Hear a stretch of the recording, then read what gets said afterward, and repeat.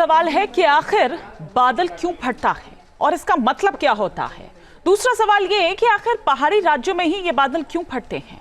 हिमाचल प्रदेश में भी ऐसा ही हुआ है।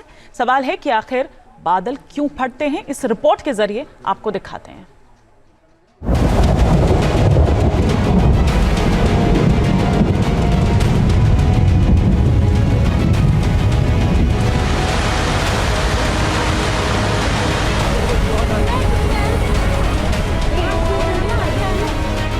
दूर कहीं आसमान में जब बादलों का होता है विद्रोह, तो जमीन पर जैसे जलजला आ जाता है।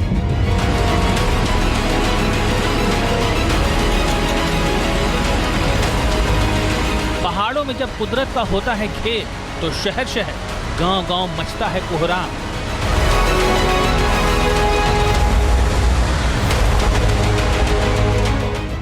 आसमान में गड़गड़ाहट होती है, धमाके की आवाज गूंजती है और जमीन पर तांडव मचता है।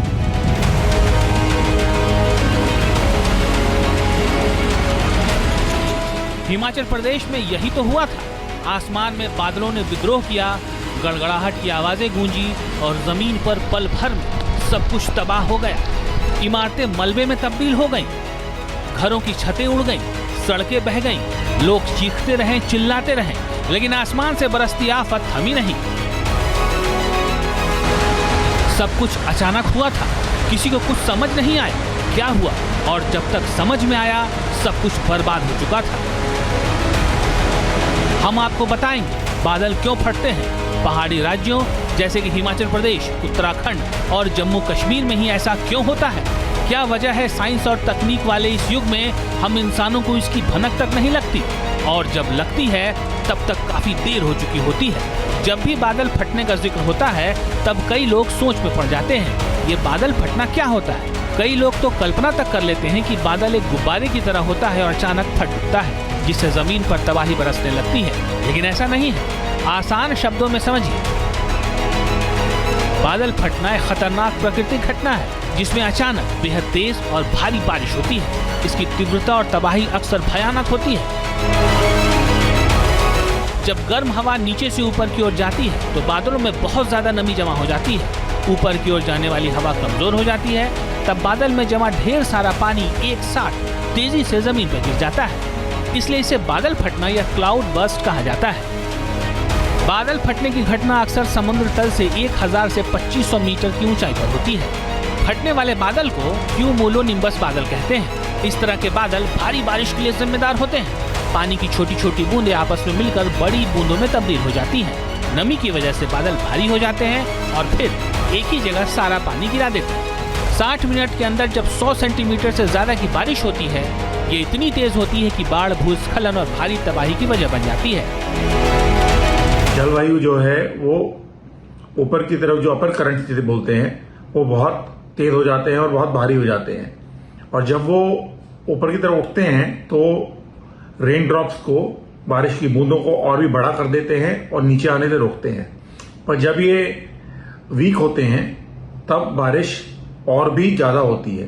जितनी बारिश हम कहते हैं कि एक महीने में होगी, वो एक दिन में हो गई, वो ऐसे ही होती है। उसे ही और क्लाउड बर्स्ट बोलते हैं। बादल फटने से सिर्फ बारिश ही नहीं होती, ये ओले या फिर बर्फ के रूप में भी जमीन पर गिरते हैं। बादल फटने की ज्यादातर घटनाएं मानसून के दौरान होती हैं, खासकर जून या फिर जुलाई के महीने में। एक सवाल ये भी है कि आखिर पहाड़ों में ही बादल फटने की घटनाएं क्यों होती हैं। हिमाचल प्रदेश हिमालय की गोद में बसा है, जहां ऊंचे पहाड़ और घाटियां हैं। ये पहाड़ नमी से भरी हवाओं को रोकते हैं, जिससे बादल एक जगह इकट्ठा होने लगते हैं। मतलब जब नम हवाएं पहाड़ों की तरफ जाती हैं तो वो ठंडी हो जाती हैं और उनसे बादल बनने लगते हैं। बादलों को आगे बढ़ने का रास्ता नहीं मिलता और वो एक ही जगह इकट्ठा होने लगते हैं।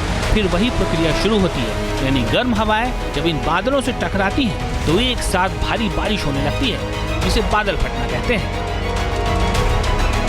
सवाल है कि आखिर बादल फटने की सटीक भविष्यवाणी क्यों नहीं हो पाती। तो इसकी वजह है कि ये इतना अचानक होता है कि हमारे मौसम वैज्ञानिकों को इसकी भनक तक नहीं लगती। इतनी तेजी से सब कुछ होता है कि कोई भी साइंस या टेक्नोलॉजी इसका पता नहीं लगा सकती।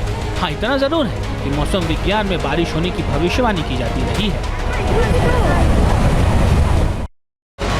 News nation. जहां भक्ति है हर शब्द में, कथाओं में छिपे हैं दिव्य रहस्य और ज्योतिष देता है जीवन को दिशा। धर्म से जुड़ी हर बातों को जानने के लिए हमारे चैनल स्तुति को सब्सक्राइब करें।